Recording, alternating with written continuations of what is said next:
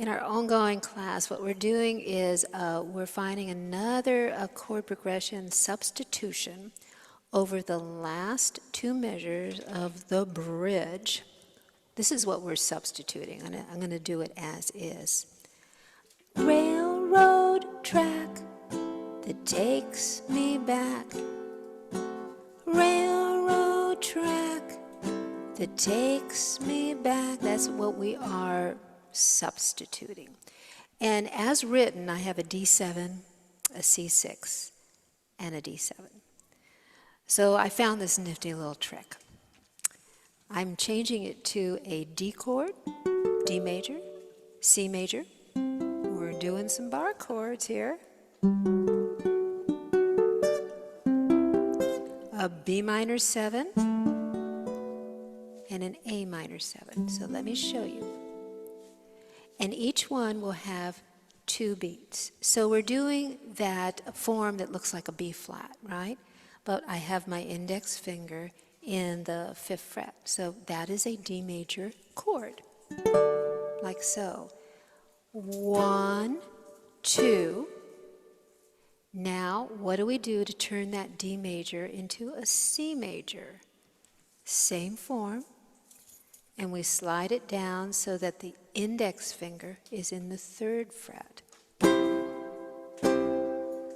Now let's just do that part together. The D and the C.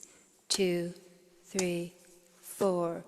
D, D, C, C. Again. 2, 3, 4. D, D, C, C. Now the last measure of this progression, we're doing two minor chords, and this is harmonizing the scale. We're kind of doing a reverse. We're making a circle and we're going back down in pitch.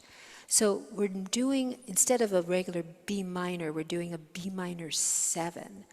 And you can bar it if you want. I'm probably going to use my fingers. And all we're doing is covering all the strings in the 2nd fret.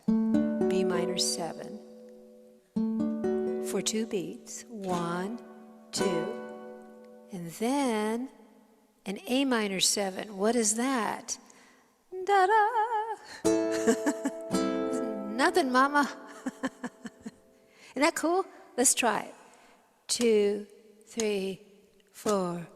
D, C, B minor 7, A minor 7 again. D, C, B minor 7, A minor 7. One more time.